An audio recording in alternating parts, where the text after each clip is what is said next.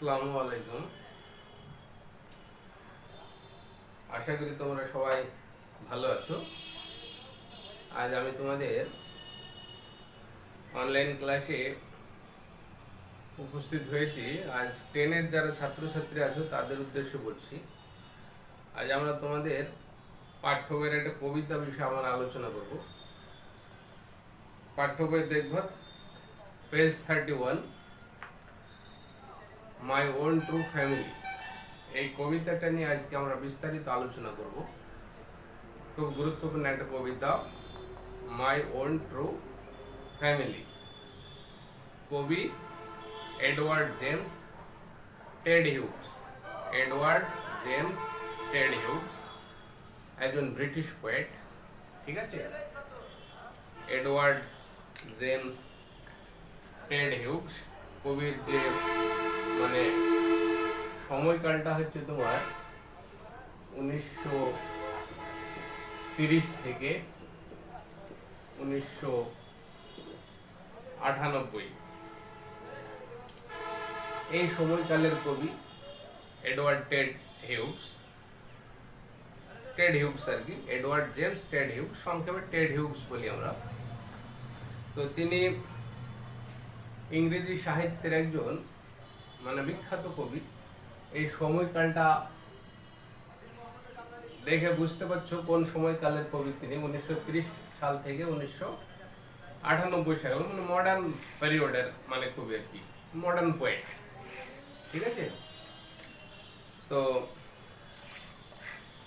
এর বিখ্যাত কতগুলি কবিতা আছে তোমার। এটা বিখ্যাত একটা কবিতা যেমন বলেছে, হক রুস্টিং একটা কবিতা আছে তোমার, হক রুস্টিং। তারপরে আছে তোমার বার্থডে লেটার্স, বার্থডে লেটার্স। তারপরে আছে তোমার the hawk in the rain, the hawk in the rain and tales from Ovid, and tales from Ovid। এগুলো হচ্ছে তার বিখ্যাত কবিতা তোমার। ঠিক আছে, এটা তো অত্যন্ত বিখ্যাত কবিতা, তোমার অনার্সে পড়ানো হয়, অনার্স লেভেলে পড়ানো হয় তোমার, গ্রাজুয়েট মানে স্টেজে। হক রোস্টিং একটা উঁচু ক্লাসে তোমরা পড়বে। তো এই কবির আমরা তোমাদের যে মানে টেক্সচুয়াল যে কবিতা আছে, মাই ওন ট্রু ফ্যামিলি, আমার আমার মানে প্রকৃত পরিবার আর কি, মাই ওন ট্রু ফ্যামিলি। এটা যদি আমরা লিটারাল মিনিং করি, লিটারাল মিনিং আক্ষরিক অর্থ, মাই ওন ট্রু ফ্যামিলি মানে হচ্ছে তোমার আমার প্রকৃত পরিবার, আমার নিজের সত্যিকারের পরিবার। এটা হচ্ছে লিটারাল মিনিং আমরা পাচ্ছি। তো এই কবি সম্পর্কে আরেকটু বলি তোমার। টেড হিউজ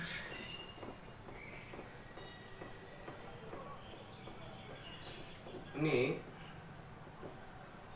1984 সাল থেকে একদম মৃত্যু পর্যন্ত, 1984 সাল থেকে 1998 সাল, 1984 থেকে 1998, ঠিক আছে, এই সময়কালে তিনি ছিলেন ইংরেজি সাহিত্যের রাজকবি, ছিলেন পোয়েট লরিট।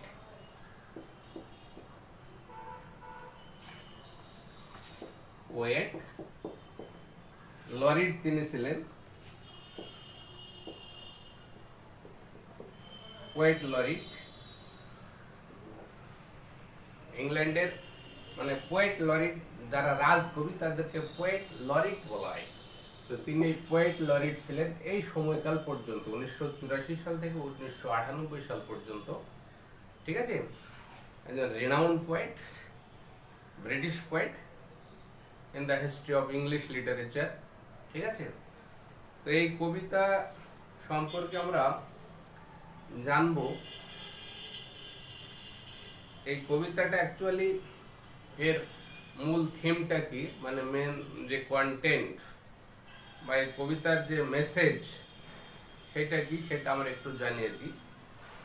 আগে তোমাদের বলেছিলাম যে কবিতার বা যে কোনো লিটারারি কম্পোজিশন তার যে টাইটেল বা হেডিং সেটা থেকে আমরা কন্টেন্ট সম্পর্কে কিছুটা আইডিয়া করতে পারি, ঠিক আছে। The title of any Literary art or composition may be compared to the signboard of a shop, just as the signboard of a shop indicates its commodities or goods, so as the content of the literary art or composition indicates its contents or subject matter. Okay, তো আক্ষরিক অর্থ যে my own true family মানে আমার মানে Real family, মাই Real family member আর কি। তো এইখানে তোমার কবিতাটা কবি মূলত জোর দিয়েছে তোমার for the protection of our natural surrounding, for the protection of our natural environment, for the welfare of human beings. মানব জাতির কল্যাণের জন্য আজ আমাদের প্রাকৃতিক পরিমণ্ডল, প্রাকৃতিক পরিবেশ সেইটা রক্ষণাবেক্ষণের কথা এখানে বলা হয়েছে। বলছে our natural environment is our true family members according to poet. বলছে আমাদের যে নৈসর্গিক পরিমণ্ডল, আমাদের যে প্রাকৃতিক পরিবেশ বা প্রকৃতি যেটাকে আমরা বলি, সেইগুলাই হচ্ছে আমাদের পরিবারের সদস্যের মতো। হ্যাঁ, we human beings and trees, we human beings and trees should thrive as a single family। কবি বলতে চাইছে যে আমাদের যে ফ্যামিলি মেম্বার একসঙ্গে আমরা বসবাস করি সুখে শান্তিতে, ঠিক সেই রকম ভাবে যদি গাছদেরকে আমরা আমাদের পরিবারের সদস্যের মতো মানে ভাবি আর কি, তাহলে প্রকৃতির মানে ধ্বংস করার সাহস আমাদের হবে না। প্রকৃতির প্রতি আমাদের একটা মানে স্নেহ, প্রকৃতির প্রতি আমাদের একটা ভালোবাসা তৈরি হবে এবং প্রকৃতিকে আমরা রক্ষা করতে পারবো মানে আমাদের আগামী প্রজন্মের জন্য এবং মানে যে বর্তমান প্রজন্মের জন্য আমরা প্রকৃতিকে একটা সুন্দর বাসযোগ্য করে গড়ে তুলতে পারবো। হ্যাঁ, এটাই মূলত কবিতার মূল এজেন্ডা আর কি। তো এখানে আবারও আমি এ বিষয়ে আসবো কন্টেন্টে। তো এখন আমরা কবিতার যে লাইন বা লাইন প্যারাফ্রেজ আকারে একটু বোঝার চেষ্টা করি কবি কি বলতে চেয়েছেন, ঠিক আছে। তাহলে তোমাদের টেক্সট বইটা একটু তোমরা মিলি দেখে নেবে, ভিডিওটা আগে প্রথম থেকে শেষ পর্যন্ত মনোযোগ দিয়ে শুনবে, তারপরে পাঠ্য বইয়ের সঙ্গে নিজেরা কনসাল্ট করবে, তাহলে দেখবে কবিতা অনেকটা ক্লিয়ার হয়ে গেছে। এখানে দেখো রিড দ্য ফলোইং, কবিতায় শুরুর আগে জ্ঞান কবি বলছে রিড দ্য ফলোইং, কবিতাটি এবার পড়ো।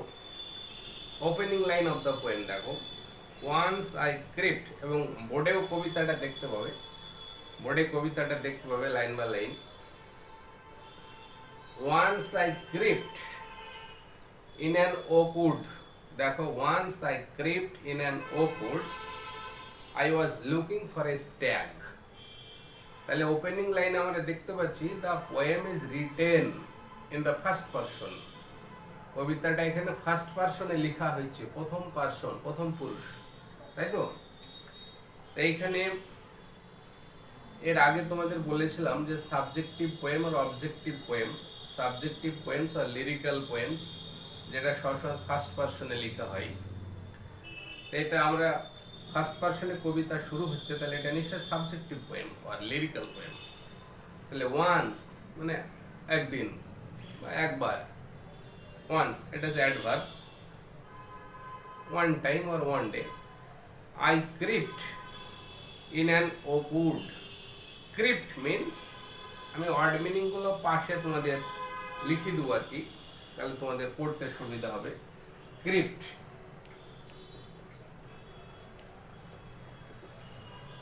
তাহলে এখানে crept, CREPT, crept, CREPT, crept মানে হচ্ছে হামাগুড়ি দিয়ে চলা, হামাগুড়ি দিয়ে কোন জায়গায় প্রবেশ করা, সেটা ক্রিপ্ট, সেটাকে বলছে ক্রল। এটা হচ্ছে তোমার CRAWLED past tense crawled. Crept means হচ্ছে crawled. তাহলে once I crept in an oak wood, বলছে আমি একদিন হামাগুড়ি দিয়ে প্রবেশ করেছিলাম একটা ওক উড, মানে in a forest of oak trees, oak গাছের অরণ্যে, ওক গাছের বনভূমির মধ্যে। তাহলে ওক উড বলতে ওক উড, ওক উড মানে হচ্ছে a forest of oak trees, a forest of oak trees, oak গাছের অরণ্য, ওক গাছের বনভূমি, সেখানে আমি হামাগুড়ি দিয়ে প্রবেশ করেছিলাম। তাহলে এখানে who is the speaker? The speaker is the poet himself. এখানে কবি নিজে হচ্ছে স্পিকার, বক্তা। তাহলে I was looking for a stag, আমি খোঁজাখুঁজি করছিলাম, আমি খুঁজে বেড়াচ্ছিলাম, অন্বেষণ করছিলাম। ঠিক আছে, কি অন্বেষণ করছিলাম? I was looking for, look for means searching, search, অন্বেষণ করা, খোঁজাখুঁজি করা, খোঁজ করা, গ্রুপ ভার্ব লুক ফর। তাহলে I was looking for a stag. Stag মানে কি? স্ট্যাগ মানে হচ্ছে পুরুষ হরিণ, মেল ডিয়ার, মেল ডিয়ার, পুরুষ হরিণকে আমরা স্ট্যাগ বলি। তাহলে এখানে speaker, the poet himself, one day entered a forest of oak trees in order to look for a male deer. এটা ওপেনিং লাইনের অর্থটা আমরা এরকম পাচ্ছি যে একদিন বক্তা বা কবি যাই বলি না কেন, স্পিকার, সে হামাগুড়ি দিয়ে একটা ওক গাছের অরণ্যে সে প্রবেশ করেছিল একটা পুরুষ হরিণকে খোঁজার জন্য। এবার সেই সময়তে, তাহলে এখান থেকে আমরা কি বুঝতে পারছি যে the poet was in his tender age when he was searching the male deer in the forest of oak wood, oak গাছের অরণ্যে যখন তিনি একটা পুরুষ হরিণ খোঁজাখুঁজি করছিলেন, সেই সময়তে তার বয়স ছিল খুব অল্প, শিশুর মতো বয়স, কারণ শিশুরাই সাধারণত হামাগুড়ি দিয়ে চলাফেরা করে। তাহলে ক্রিপ্ট অর ক্রলড, এখান থেকে আমরা বুঝতে পারছি the speaker was in his tender age. ঠিক আছে, the second line, I meet an old woman there. তাহলে I meet an old woman there, all knobbly stick and rag. এবার সেই অরণ্যে, সেই জঙ্গলের মধ্যে বলছে একজন বৃদ্ধ মহিলার সঙ্গে আমার সাক্ষাৎ হয়। The speaker says that he meet an old woman in the forest of the oak trees, all nobly stick and rag. The clothes, the dress of the woman was torn and old, মানে তার পরনের যে পোশাক ছিল, কাপড় ছিল, সেগুলি খুব জীর্ণ শীর্ণ ছিল, ছেঁড়া ফুটো ছিল আর কি। তাই বলছে যে all knobbly stick and rag. Knobbly stick, তার হাতে ছিল একটা স্টিক, মানে তোমার এ স্টিক অফ উড, কাঠের একটা লাঠি ছিল, স্টিক ছিল। আর তার যে ড্রেস ছিল সেটা ছিল র্যাগ, ছেঁড়া কাপড়। ঠিক আছে, টর্ন আউট। আর ড্রেস ওয়াজ টর্ন, আর there was a wooden rod in her hands, তার হাতে একটা কাঠের লাঠি ছিল, তার পোশাক জীর্ণ শীর্ণ ছিল। And the woman was old, বৃদ্ধা মহিলা। তাহলে এইরকমের একটা সিচুয়েশন আমরা মনে মনের মধ্যে এবার নিজের একটু আইডিয়া করো, কল্পনা করো কি এরকম সিচুয়েশন, সারাউন্ডিংস। সি সেড, সে বৃদ্ধা মহিলা বলল, she said, I have your secret here inside my little bag. তাহলে এখানে বলছে যে মেয়েটার কাছে একটা ছোট্ট ব্যাগ ছিল, সে বৃদ্ধা মহিলার কাছে ছোট্ট ব্যাগ ছিল। সে ব্যাগটা দেখিয়ে সে বক্তাকে বলছে, স্পিকারকে বলছে, কবিকে বলছে যে I have your secret here inside my little bag. বলছে আমার এই ছোট্ট ব্যাগে তোমার গোপন কথা লুকানো আছে, তোমার কিছু গোপন বিষয়ের ভিতরে আছে। হ্যাঁ, there are some secret regarding yourself in my little bag, the old woman said to the speaker. ঠিক আছে, দেন সে বিগান টু ক্যাকিল, তারপরে সে অদ্ভুত রকম ভাবে হাসতে শুরু করলো, সে মেয়েটা হাসতে শুরু করলো। দেন সে began to cackle and I began to quake. এবং বক্তা, স্পিকার মানে কবি হিমসেলফ, কবি নিজে এই কথাগুলো শুনে কিন্তু একটু ঘাবড়ে গেছে, একটু সে নার্ভাস ফিল করছে, ভয় পেয়ে গেছে, সে ভয় কাঁপছে। The poet is trembling one hearing these words from the old woman. এই বৃদ্ধা মহিলার কাছ থেকে এই সমস্ত কথা শুনে সে ঘাবড়ে গেছে। বলছে যে I have your secret in my little bag. বলছে স্বভাবত আমরা ঘাবড়ে যাই যখন কেউ বলে যে তোমার গোপন কথা আমি জানি, এটা আমি ফাঁস করে দেবো, এই সমস্ত কথা বললে মানুষ সাধারণত একটু ভয় পেয়ে যায়। তো কবি এখানে সেই বৃদ্ধা মহিলার এই সমস্ত কথা শুনে সে একটু নার্ভাস হয়ে গেছে, ভয় পেয়ে গেছে, এবং সে অদ্ভুত রকম ভাবে যখন একটু হাসছে, হ্যাঁ, তখন আরো সে ঘাবড়ে গেছে এবং সে কাঁপতে শুরু করেছে। হ্যাঁ, I began to quake. Quake means tremble. Quake means tremble. তাহলে এখানে কোয়েক শব্দটা দেখো, Q U A K E. Quake means tremble, কম্পিত হওয়া। ট্রেম্বিল কম্পিত হওয়া। এখানে আরেকটা শব্দ লিখে র্যাগ।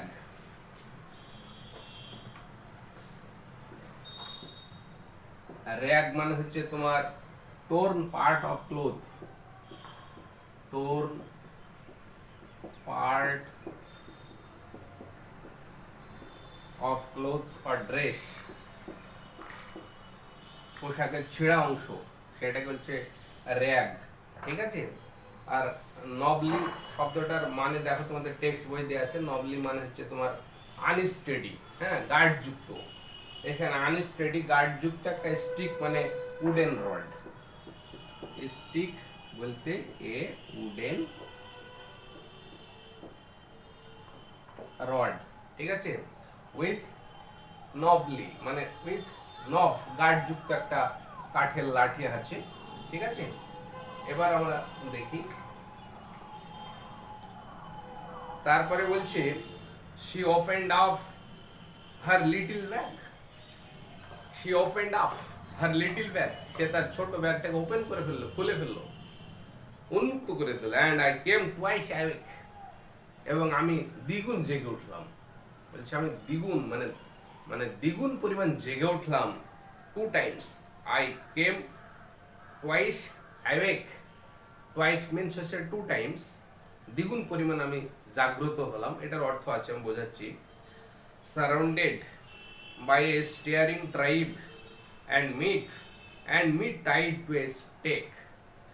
এখানে স্টেক শব্দটার একটা অর্থ আছে, stake, S T A K E. Stake মানে হচ্ছে তোমার একটা মানে স্ট্রং পোল বা স্টাউট পোল। স্টাউট পোল একটা বেশ শক্ত একটা খুঁটি, একটা শক্ত খুঁটি। Stake means stout pole, pole মানে খুঁটি। তাহলে যখন সে ব্যাগটা ওপেন করলো, বলছে যে she opened up her little bag, ব্যাগটা খুলে ফেললো, and I came twice awake, কবি বলছে যে আমি মানে জেগে উঠলাম, দ্বিগুণ পরিমাণ যেন জেগে উঠলাম। তাহলে এখানে সারাউন্ডেড, এবং সে জেগে উঠে মানে সেই পরিস্থিতি, এমন একটা পরিস্থিতি সিচুয়েশন তৈরি হয়েছে যে সিচুয়েশনের মধ্যে সে নিজেকে দেখছে সারাউন্ডেড এন্ড সার্কেলড মানে পরিবেষ্টিত। হ্যাঁ, সারাউন্ডেড মিন্স এন্ড সার্কেল পরিবেষ্টিত। সারাউন্ডেড মিন্স এনসার্কেল পরিবেষ্টিত দেখছে নিজেকে by a staring tribe. Staring মানে গেজিং, স্টিয়ারিং মানে হচ্ছে গেজিং, এক দৃষ্টিতে তাকিয়ে আছে এরকম। স্টিয়ারিংটা অ্যাডজেক্টিভ, স্টিয়ারিং মিন্স গেজিং, এক দৃষ্টিতে তাকিয়ে আছে, এরকম দৃষ্টিকে আমরা স্টিয়ারিং আর গেজিং বলি।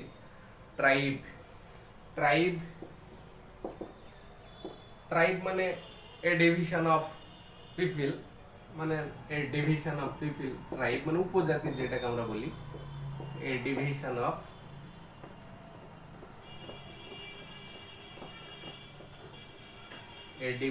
অফ পিপল, সেটাকে আমরা বলছি tribe, A division of people. তারপরে কি বলছে দেখো, and me tied to a stake। Tied মানে হচ্ছে এখানে কি, tied, tied means bound with এ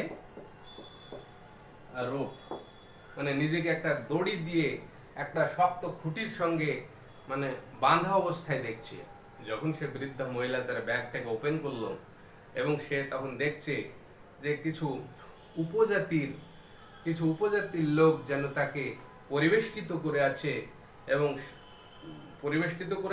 তাকে সে দেখছে যে সে নিজে একটা শক্ত খুঁটির সঙ্গে দড়ি দিয়ে বাঁধা আছে। তাহলে এইরকমের একটা সিচুয়েশন। যখন সে ব্যাগটা ওপেন করছে তখন মানে সে বলছে সে যেন দ্বিগুণ পরিমাণ জেগে উঠলো, হ্যাঁ, দুবার যেন জেগে উঠলো, এবং সে দেখছে কিছু উপজাতির লোক তাকে পরিবেষ্টিত করে আছে, ঘিরে আছে, এবং সে একটা শক্ত খুঁটির সঙ্গে দড়ি দিয়ে বাঁধা আছে নিজেকে, এমত অবস্থায় দেখতে পাচ্ছে। দে সেড, তারা বলল বলতে কারা, দ্য ট্রাইব মানে সে উপজাতির লোকেরা এখানে বলছে যে we are oak trees and your own true family. তাহলে এখানে কবি যে দেখছে একটা শক্ত খুঁটির সঙ্গে দড়ি দিয়ে বাঁধা আছে, তাকে বেঁধে রাখা আছে, এবং কিছু উপজাতির লোকেরা তাকে ঘিরে আছে। তারা আবার বলছে, তারা তাদের পরিচয় দিচ্ছে যে we are the oak trees, বলছে যে we are none but oak trees, বলছে আমরা কেউ না, আমরা ওক গাছ। ঠিক আছে, তাহলে এখানে tribe belongs to oak trees, oak গাছগুলিকে বোঝানো হচ্ছে এখানে। We are oak trees, we are the oak trees and your own true family, এবং তোমারই পরিবারেরই মতো, তোমারই সত্যিকারের পরিবারের সদস্যদের মতো আমরা হচ্ছে ওক ট্রিজ, ওক গাছ। উই আর চপড ডাউন মানে হচ্ছে কাট ডাউন, বলছে আমাদেরকে কেটে টুকরো টুকরো করা হয়। We are chopped down.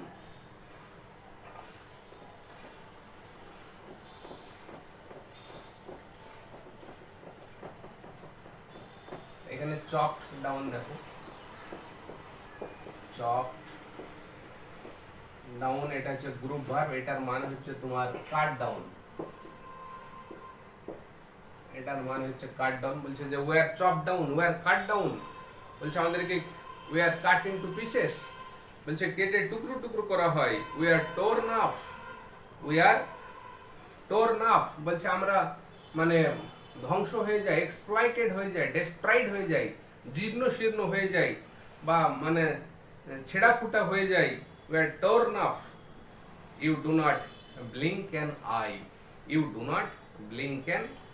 Blink মানে কি, BLINK, ব্লিঙ্ক মানে হচ্ছে তোমার, ব্লিঙ্ক মানে পলক, যেটাকে আমরা বলি উইঙ্ক, চোখের পলক। ব্লিঙ্ক মানে হচ্ছে চোখের পলক। বলছে যে আমরা chop down, we are cut down, we are torn up, you do not blink an eye, বলছে আমাদেরকে কেটে টুকরো বিটুকরো করা হয়, আমাদেরকে ধ্বংস করে ফেলা হয়, অথচ তোমরা আমাদের দিকে একবার চোখ তুলে তাকাও না, চোখের পলক একবার ফেলো না। Unless you make a promise now, এখন যদি তুমি প্রতিজ্ঞা না করো, তুমি যদি মানে প্রতিশ্রুতি না দাও।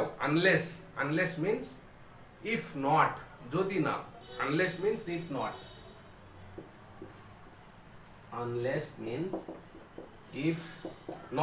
যদি না, you make a promise means এখানে প্লিজ মানে হচ্ছে শপথ, ঠিক আছে। ওথ যেটাকে বলছে OATH, ওথ, প্লিজ আর ওথ মানে হচ্ছে প্রমিস। যদি মানে unless you make a promise now, এখন যদি তুমি প্রতিজ্ঞা না করো, শপথ না করো, কিসের শপথ, তাহলে now you are going to die, তাহলে তুমি মানে মরণাপন্ন, তোমার মৃত্যু আসন্ন, তুমিও মানে মারা যাবার উপক্রম, যদি প্রতিশ্রুতি না দাও বা এখন যদি প্রতিজ্ঞা না করো। তাহলে what is the promise, what is the oath, প্রতিজ্ঞাটা কি? তাহলে প্রতিজ্ঞাটা হচ্ছে যে whenever you see an oak tree felled, যখনই তুমি দেখবে একটি ওক গাছকে কাটা হয়েছে, swear, make a promise, প্রতিশ্রুতি প্রতিজ্ঞা মানে করো, প্রতিজ্ঞাবদ্ধ হও এখন থেকে। Now you will plan to, তখন তুমি দুটো গাছ লাগাবে। যখনই তুমি দেখবে যে একটি ওক গাছকে কেটে ফেলা হয়েছে, তখনই তোমাকে দুটো ওক গাছ লাগাতে হবে। এটাই হচ্ছে প্রতিশ্রুতি। তাহলে এখানে ফেইল্ড শব্দ আছে, দেখো ফেইল্ড, FELLED, ফেইল্ড আছে পাস্ট টেন্স, এটার মানে হচ্ছে cut down, cut down or knock down. আরেকটা শব্দ আছে KNOCKED, knocked down, knock down. তাহলে felled, cut down, knock down মানে কেটে ফেলা। আর সুয়ার, সুয়ার মানে শপথ নেওয়া, সুয়ার মানে শপথ নেওয়া, ভার্ব এটা, ঠিক আছে। তাহলে SWER, সুয়ার মানে হচ্ছে to make a promise, make a promise, make a promise প্রতিজ্ঞা করা, সুয়ার শপথ নেওয়া। তো এখানে বলছে যে whenever you see an oak tree failed, failed means cut down or knock down, তাহলে swear শপথ গ্রহণ করো, নাও এখন, you will plant to, plant to, এখানে plant সব ভার্ব হিসেবে ব্যবহার করা হয়েছে। plant মানে হচ্ছে এখানে put into earth, মানে put into earth, put into earth, plant মানে মানে মাটিতে পুঁতে দাও, মানে লাগানো, গাছ লাগানোর কথা বলছে এখানে। তাহলে যখনই একটি ওক গাছকে কাটতে দেখবে তুমি, তখনই তোমাকে দুটো ওক গাছ লাগাতে হবে, এই প্রতিশ্রুতি তোমাকে এখন করতে হবে। আর যদি না করো তাহলে তোমার মৃত্যু আসন্ন। এরকম একটা ভয়ের পরিবেশ সৃষ্টি হয়েছে কবির সামনে। এরপরে কি বলছে, unless you swear, next line, তারপরে দেখো, unless you swear the black oak bark will wrinkle over you, যদি তুমি প্রতিশ্রুতি না দাও, যদি তুমি প্রতিজ্ঞাবদ্ধ না হও, বা তুমি যদি মানে প্রতিজ্ঞা না করো, তাহলে black oak bark, black oak bark will wrinkle over you, বলছে ওক গাছের যে বাকল, বার্ক মানে হচ্ছে outer covering of oak tree, oak গাছের যে আউটার কাভারিং, বাইরের যে ছাল যেটাকে আমরা বলি কাভারিং, তো সে ওক, সেই কালো ওক গাছের বাকল তোমাকে কি করবে, রিঙ্কিল মানে কুচকিয়ে ফেলবে, তোমাকে সেই ওক গাছের বাকলের ভিতর তোমাকে মানে ঢেকে ফেলা হবে। রিঙ্কিল মানে ঢেকে ফেলা, এখানে সেই সালের ভিতরে তোমাকে ঢেকে ফেলে কুচকিয়ে ফেলা হবে। and root you among the oaks where you were born but never grew, এবং তোমাকে ওক গাছের ভিতর মানে পুঁতে ফেলা হবে। and root মানে পুঁতে ফেলা, you among the oaks, oak গাছের মধ্যে তোমাকে পুঁতে ফেলা হবে, where you were born, যেখানে তোমার জন্ম হয়েছিল, but never grew, কিন্তু কখনো সেখান থেকে বেড়ে ওঠোনি। জন্ম হয়েছে কিন্তু সেখান থেকে বেড়ে ওঠোনি, এরকম জায়গায় তোমাকে আবার পুঁতে ফেলা হবে।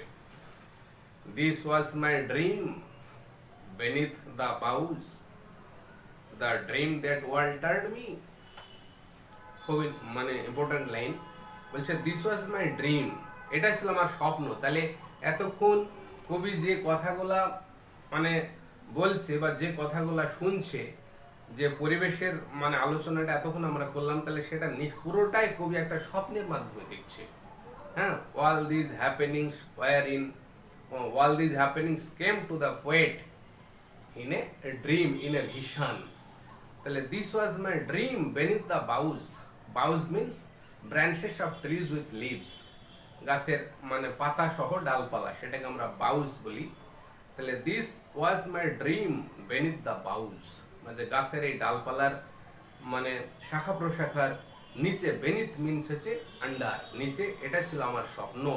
the dream that altered me, এই স্বপ্নটা যখন দেখলাম, স্বপ্নটা আমাকে চেঞ্জ করে দিল, পরিবর্তন করে দিল। altered me, altered means changed, altered means changed, পরিবর্তন করে দেওয়া, alter। তাহলে alter মানে হচ্ছে চেঞ্জ, বদলিয়ে ফেলা, পরিবর্তন ঘটিয়ে দিয়েছিল। মি, আমাকে পরিবর্তন করে দিয়েছিল। when I came out of the oak wood, যখন ওক গাছের অরণ্য থেকে, জঙ্গল থেকে আমি বাইরে বেরিয়ে আসলাম, when I came out, ঠিক আছে, when I came out of the oak wood back to the human company, যখন মানে জঙ্গল থেকে আমি বেরিয়ে এসে আবার মানব সমাজের কাছে যখন গেলাম, মানব সমাজের সঙ্গে যখন আবার মিলিত হলাম, তখন দেখছি যে my walk was the walk of human child. আমার হাঁটাটা মানব শিশুর হাঁটার মতোই ছিল, but my heart was a tree. কিন্তু আমার হার্টটা একটা গাছের হাটে পরিণত হয়েছে। যখন আমি জঙ্গল থেকে বেরিয়ে আসলাম, এসে মানব সমাজের মধ্যে আবার গেলাম, তখন দেখছি যে I was like a child, my walk was that of a child. বলছে আমার হাঁটাটা শিশুর মতোই হাঁটা, শিশুর মতো হেঁটেই আমি সেই মানব সমাজের মধ্যে গিয়েছিলাম, but my heart was that of a tree. My heart was converted into the heart of a tree। হচ্ছে গাছের যে প্রাণ, গাছের যে হার্ট, সেই হার্টে আমার হার্টটা কনভার্ট হয়েছিল, পরিবর্তিত হয়েছিল। when I came out from the forest of the oak trees and when I met the human society, I was walking like a human child, but my heart was converted into the heart of a tree। এটা হচ্ছে কবিতার শেষ line. তাহলে এখানে আমরা বুঝতে পারছি যে একটা অত্যন্ত একটা ভালো মেসেজ এই কবিতাতে আছে। ঠিক আছে, যে আমরা মানব হয়ে পৃথিবীতে জন্মগ্রহণ করেছি, সৃষ্টির সবচাইতে সেরা, সব দিক থেকে আমরা উৎকৃষ্ট। অথচ আমরা নির্বিচারে যখন মানে প্রকৃতির গাছপালাকে ধ্বংস করি, কেটে মানে নস্যাৎ করে দিই, প্রকৃতি মানে কি হয়ে যায়, ধ্বংস হয়ে যায়, শোষিত হয়ে যায়। অথচ এই প্রকৃতি হচ্ছে আমাদের মানে প্রকৃত বন্ধু, প্রকৃতি হচ্ছে আমাদের নিজের পরিবারের সদস্যের মতো। তারা আমাদেরকে অনেক কিছু দিয়ে আমাদের পৃথিবীকে বাসযোগ্য করে রেখেছে। প্রকৃতির কাছ থেকে আমরা কি না পাই, হ্যাঁ, সেই দিক থেকে আমরা প্রকৃতির কাছে ঋণী। এবং প্রকৃতি হচ্ছে আমাদের কাইন্ড মাদার, প্রকৃতিকে আমাদের কাইন্ড মাদারের সঙ্গে তুলনা করা হয়। ঠিক আছে, তো এই হচ্ছে কবিতাটার মোটামুটি একটা তোমার প্যারাফ্রেজ আকারে আমরা এতক্ষণ পড়লাম লাইন বা লাইন। আশা করি কবিতাটা ক্লিয়ার বুঝতে পারবে তোমরা। ভিডিওটা মনোযোগ দিয়ে শুনবে এবং টেক্সট বইয়ের সঙ্গে মিলিয়ে নিবে মানে পরে। প্রতিটা যে ওয়ার্ড মিনিংগুলো আমি বোর্ডে লিখে দিয়েছি, ওয়ার্ড মিনিংগুলো একটু মুখস্থ করবে। হ্যাঁ, আর এই কবিতার একটু অ্যানালাইসিস আমরা করব এখন। অ্যানালাইসিস এখানে দেখো, কবিতায় মানে কবিতার যে সাবস্টেন্স বা সার সংক্ষেপ সেটা তো বুঝতে পেরেছো। হ্যাঁ, তো এখানে কবিতাটার কিছু মানে লিটারারি কিছু ডিভাইস মানে আছে, কিছু মানে অলংকার টাইপের কিছু জিনিস আছে, এগুলো একটু আলোচনা করি। লিটারারি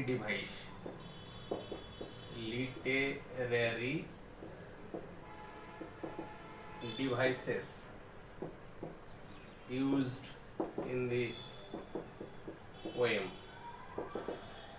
এই কবিতায় যে ধরনের লিটারারি ফিগার বা ফিগারেটিভ ল্যাঙ্গুয়েজ কিছু ব্যবহার করা হয়েছে, অলংকার ব্যবহার করা হয়েছে, সেই জিনিসগুলো নিয়ে একটু আলোচনা করি। যেমন নাম্বার 1, এখানে যেমন নাম্বার 1 দেখো, এখানে মেটাফোর ব্যবহার করা হয়েছে। একটা মেটাফোর হচ্ছে এক ধরনের অলংকার তোমার ইংরেজি সাহিত্যে। ঠিক আছে, তাহলে মেটাফোরটা কি জিনিস?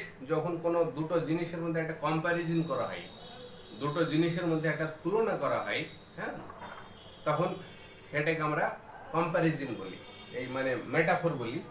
তাহলে এই দুটো জিনিসের মধ্যে তুলনা করার ক্ষেত্রে আরো একটা মানে ফিগারেটিভ মানে ডিভাইস আছে তোমার, ল্যাঙ্গুয়েজ আছে, একটা সিমিলি আর একটা মেটাফোর। তাহলে একটু বলি, এটা সিমিলি একটা, আর একটা হচ্ছে মেটাফোর।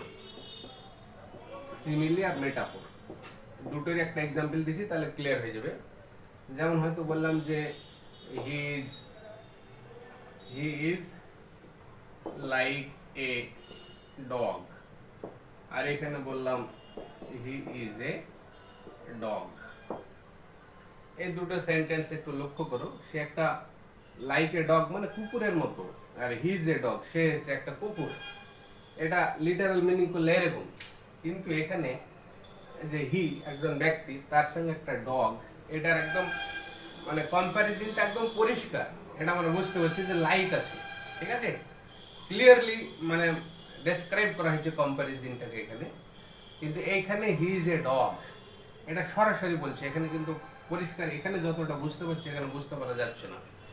তাহলে এখানে দুটো জিনিসের মধ্যে কম্প্যারিজনটা যখন ক্লিয়ারলি বলা থাকবে কিছু শব্দের মানে সাহায্যে, যেমন অ্যাজ, অ্যাজ থাকবে, লাইক থাকবে, সাস থাকবে, এই শব্দগুলো যেমন এই যে লাইক মতো, অ্যাজ মতো, সাস মানে এরকম, এই শব্দগুলোর সাহায্যে যখন কম্প্যারিজনটাকে বোঝানো হবে তখন সেটাকে আমরা সিমিলি বলবো, ঠিক আছে, সিমিলি।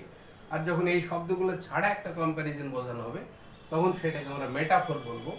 তো হি ইজ এ ডগ মানে কি, মানে সে একটা কুকুর, মানে মানুষ তো কুকুর হয় না, কিন্তু কুকুরের কিছু কিছু ভালো গুণ থাকে তোমার। মানে কুকুর কি হয়, a dog is as faithful as his master. কুকুর সাধারণত খুব প্রভু ভক্ত হয়, খুব বিশ্বাসী হয়।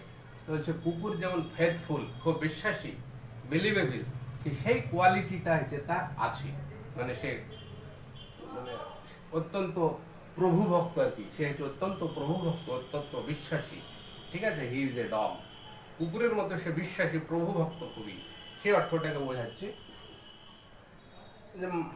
যেমন হয়তো বললাম যে my heart is like A, my heart is like a bird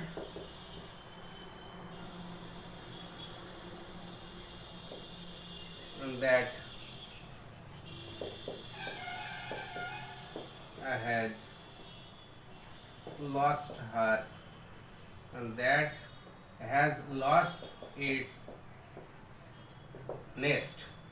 বলছে my heart is like a bird that has lost it's nest, মানে একটা পাখির যে তার বাসা হারিয়ে ফেলেছে, সেই বাসা হারানো একটা পাখির সঙ্গে মাঝে মাই হার্ট, আমার মানে অন্তর, মানে আমার প্রাণের হার্টের তুলনা করা হচ্ছে, তাহলে এটা সিমিলি, ঠিক আছে। My heart is like a bird that has lost it's nest, এটা হচ্ছে সিমিলি। সিমিলি মেটাফর বোঝানোর জন্য এক্সাম্পলটা দিলাম।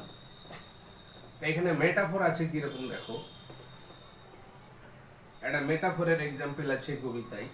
যেমন এখানে বলছে যে দি old woman all knobbly stick and rag, কবিতার লাইন এটা দেখবে তোমরা, যে দি ওল্ড ওম্যান অল নবলি, এখানে মেটাফরটা আছে এরকম যে এখানে ইন্ডিকেট করছে, দেখো এখানে the the old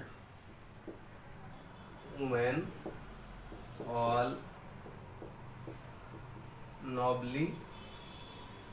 all nobly stick and rag, এই লাইনটা, এটা তো কবিতারই লাইন, তাহলে এই লাইনটা মানে এটা কিসের, এই লাইনটা বলছে যে এখানে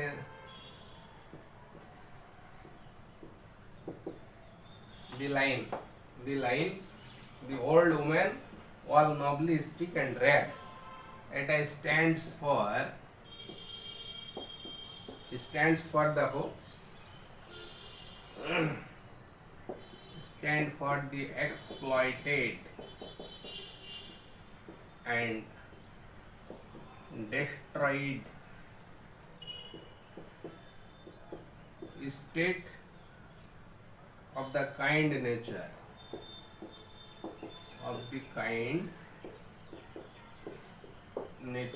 মানে দয়ালু যে আমাদের প্রকৃতি, সে কাইন্ড নেচার যে মানে এক্সপ্লয়েটেড মানে শোষিত, এন্ড ডেস্ট্রয়েড মানে বিধ্বস্ত, ধ্বংসপ্রাপ্ত, স্টেট মানে অবস্থা, বলছে আমাদের এই দয়ালু প্রকৃতির এই যে বিধ্বস্ত এবং শোষিত যে অবস্থা, সেটা কি তোমার ইন্ডিকেট করছে দি old woman all knobbly stick and rag.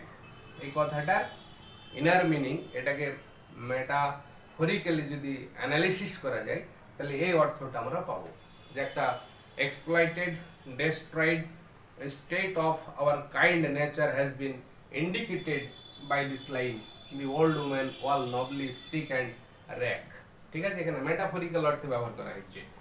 তারপরে দেখো পার্সনিফিকেশন আছে এখানে, পার্সনিফিকেশন 2 নম্বরটি কি, পার্সনিফিকেশন। পার্সনিফিকেশন যখন কোনো ইনঅ্যানিমেট জড় বস্তু বা ইনঅ্যানিমেট অবজেক্ট, ঠিক আছে, এদেরকে যখন তোমার মানে ব্যক্তি হিসেবে কল্পনা করা হয় বা মানুষের কিছু গুণাবলী দ্বারা ভূষিত করা হয়, তখন সেটাকে আমরা পার্সনিফিকেশন বলি। তাহলে এখানে পার্সনিফিকেশন কিরকম দেখো, একটা এক্সাম্পল দিই, তাহলে ক্লিয়ার হয়ে যাবে কবিতায়। এখানে বলছে যে দ্য ওক ট্রিজ আর, এখানে ওক ট্রি গুলি মানুষের মতো কথা বলছে না, যে তারা কবিকে ঘিরে নিয়েছে, কবিকে একটা খুঁটির সঙ্গে বেঁধে রেখেছে। তাহলে এই এই যে খুঁটির সঙ্গে কাউকে বেঁধে রাখা, কাউকে ঘিরে রাখা, এই কাজগুলোকে মানুষ ছাড়া কি করতে পারে? তাহলে এখানে ওক ট্রিজ, তাহলে এখানে oak trees have the oak trees are bestowed with human qualities। মানুষের কিছু যে বৈশিষ্ট্য, কোয়ালিটি, সেগুলি দ্বারা ভূষিত করা হয়েছে ওক গাছকে। তাহলে এখানে ওক গাছকে এখানে পার্সনিফাইড করা হয়েছে। Oak trees are personified in this poem, মানে oak trees are personified in this poem। তাহলে এই কবিতাতে ওক গাছকে ব্যক্তি হিসেবে কল্পনা করা হয়েছে, ওক ট্রিজ। এবার দেখো কিছু সিম্বলিজম আছে। সিম্বলিজম কি কি আছে?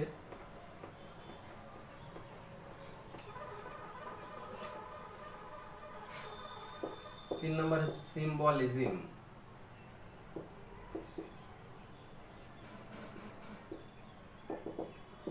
সিম্বলিজম মানে কোনো কিছুর প্রতীকী অর্থে ব্যবহার করা হয়। সিম্বল একটার মাধ্যমে আরেকটাকে বোঝানো, সিম্বল প্রতীকী অর্থে। যেমন হচ্ছে এখানে the poem is full of symbols, অনেকগুলো সিম্বল আছে। দ্য পোয়েম ইজ ফুল, এখানে the poem is full with symbol, অনেকগুলো সিম্বলস আছে। নাও যেমন নাম্বার এ নাম্বার যেমন বলছি, the child search for the stag, যে শিশু যে একটা পুরুষ হরিণ খোঁজ করছে, এই হরিণ খোঁজ করাটা এক কিসের প্রতীক? এটা হচ্ছে মানুষের মানে কোনো কিছু ভালো জিনিস, কোনো কিছু মানে ভালো জিনিস অন্বেষণ করার একটা প্রতীক। ঠিক আছে, তাহলে এখানে আমরা লিখবো the child search, the child search for the stag, the child search for the stag is a symbol of man's quest for something ideal। কিছু আদর্শ, কিছু ভালো জিনিস, হয়তো কোয়েস্ট মানে অন্বেষণ করা, সার্চ করা, খুঁজে বেড়ানো, মানুষের সেই খুঁজে বেড়ানো কোনো কিছু যেটা আদর্শ ভালো, তার একটা প্রতীককে বোঝাচ্ছে the child search for the stag. B number, B number বলছে যে black oak bark, black oak bark, এটা কি বলছে? Black oak bark. এই লাইনটা দেখো, কবিতারই লাইন এটা, বলছে কালো ওক গাছের বাকল, ছাল যেটা, ব্ল্যাক ওক বার্ক, এটা কিসের প্রতীক? এটা আছে is the symbol of ড্রাইডনেস,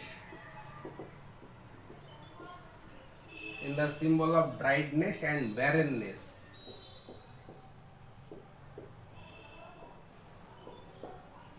of the kind nature। বলছে আমাদের প্রকৃতি মানে দয়ালু প্রকৃতির, সে যেন ড্রাইডনেস মানে শুকিয়ে গেছে, হ্যাঁ, শুষ্কতা, ড্রাইডনেস শুষ্কতা, অ্যারিডিটি আর ব্যারেননেস মানে কি? অনুর্বরতা, বন্ধাত্মতা, মানে এখানে আর কোনো কিছু মানে প্রোডাক্ট হচ্ছে না, কোনো কিছু নতুন করে সৃষ্টি হচ্ছে না। তাহলে সে black oak bark, black oak bark মানে ওক গাছের যে ছালটা কালো হয়ে গেছে, শুকিয়ে গেছে, এটা is the symbol of dryness and barrenness of kind nature. ঠিক আছে, আরো সিম্বল আছে তোমার, যেমন সি নাম্বার, সি দেখেন আছে টুয়াইস অ্যাওয়েক, এই শব্দটা দেখো ফ্রেজটা,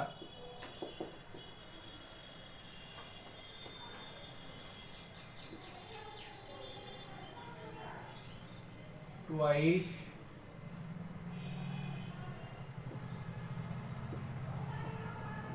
অ্যাওয়েক মানে দ্বিগুণ পরিমাণ জেগে ওঠা বা দুবার জেগে ওঠা। এটা কিসে বোঝাচ্ছে? এটা সাজেস্ট করছে, suggest the moral awakening, moral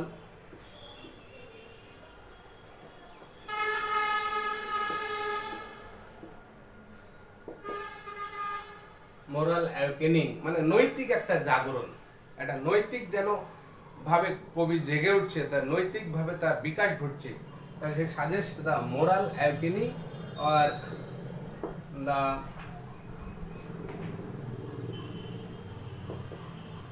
অথবা বলছে the awakening from ignorance,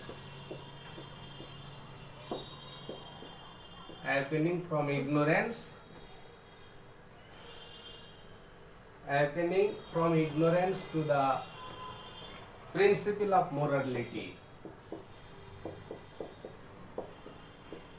to the principle of morality, তার নৈতিক যেন বিকাশ ঘটছে। সে এতদিন অনৈতিক চিন্তা ভাবনার সঙ্গে যুক্ত ছিল, এখন তার নৈতিক বিকাশ ঘটেছে, সেটাকে বলছে টুয়াইস অ্যাওয়েক, দুবার জাগ্রত বা মানে দ্বিগুণ পরিমাণ জাগ্রত। এটা কি বলছে? তার নৈতিক জাগরণ, নৈতিক বিকাশ। ঠিক আছে, মানে ignorance to the principles of morality, এটাকে বলছে টুয়াইস অ্যাওয়েকেনিং। আরো এক ধরনের সিম্বল দেখো এখানে, ডি নাম্বার, এখানে বলছে the dream that altered the side. Last এর দিকে দেখো, দ্য ড্রিম that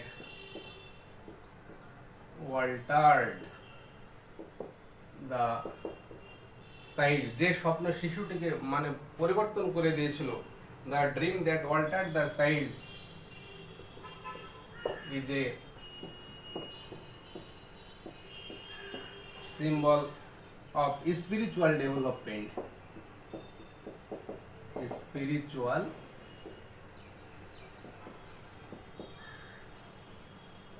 ডেভেলপমেন্ট, একটা আধ্যাত্মিক বিকাশের একটা প্রতীক। The dream that altered the child, সে একজন শিশু হিসাবে সে অরণ্যে গিয়েছিল, যখন সে বেরিয়ে আসছে তখন শিশুর মতো হেঁটে আসছে, কিন্তু তার হার্ট, তার অন্তর, সেটা কিন্তু গাছের হার্টে পরিণত হয়েছে। তাই এই পরিবর্তনটা হচ্ছে একটা স্পিরিচুয়াল ডেভেলপমেন্ট, স্পিরিচুয়াল বিকাশ। মনের চোখ দিয়ে সে মানে প্রকৃতির করুণ অবস্থা, পরিস্থিতিটা সে সুন্দরভাবে উপলব্ধি করতে পেরেছে, এটাকে আমরা বলছি স্পিরিচুয়াল ডেভেলপমেন্ট। ঠিক আছে, তাহলে এই কবিতাটা আশা করি ভিডিওটা তোমরা প্রথম থেকে শেষ পর্যন্ত মনোযোগ দিয়ে শুনলে কবিতা সম্পর্কে কোনো মানে ডিফিকাল্টি বা কোনো প্রবলেম থাকার কথা না, পরিষ্কার বুঝতে পারবে। ঠিক আছে, তো আমি এখানে আলোচনা শেষ করছি, আর আলোচনা দীর্ঘায়িত করছি না। I would like to end my talking, and এর পরের ক্লাসে এই কবিতার মানে কি টাইপের কোয়েশ্চেন হতে পারে সেই কোয়েশ্চেন নিয়ে আমি আলোচনা করব। ঠিক আছে, তাহলে সবাই ভালো থেকো। আসসালামু আলাইকুম।